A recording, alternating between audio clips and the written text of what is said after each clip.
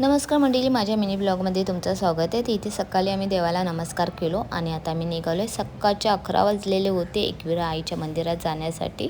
Main गोष्ट आम्ही सकाळी 7 वाजता निघणार होतो, पण जाऊ की नको असं नुसतं विचार करत राहिले. तर मिस्टर बोलले ना आता ठरवलंच आहे ना जायचं करून, तर ठीक आहे चल जाऊयाच.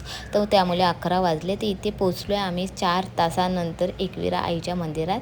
तिथे सर्वात पहिलं खाली एक मंदिर होतं छोटंसं, तिथे आम्ही पाया पडलो देवी. नंतर आम्ही शिड्या चढलो आणि त्याच्यानंतर होटी घेतली. होटी काय योगिनी माझ्या हातात देत नव्हती, ती बोलली मम्मी मीच भरणार करून. ती बोलली ठीक आहे तू भर. 4 तासाच्या प्रवासाने मंदिरात आतमध्ये आल्यावर थकवा एकदमच गायब झाला. इथे देवीची होटी भरली. खूप सुंदर छान वातावरण वाटत होतं. थोडंफार प्रसाद घेतलं. देवीचे फोटो छान होते. इथे ताक पियालो, थकलो म्हणून इथे रामफल खाल्लो आणि निघालो परत घरी जायला. घरी जाता जाता खाली एक मंदिर आहे, त्याच्यावर पाया पडलो. मी देवीचंच मंदिर आहे. इथे खूप सुंदर छान वाटतं वातावरण.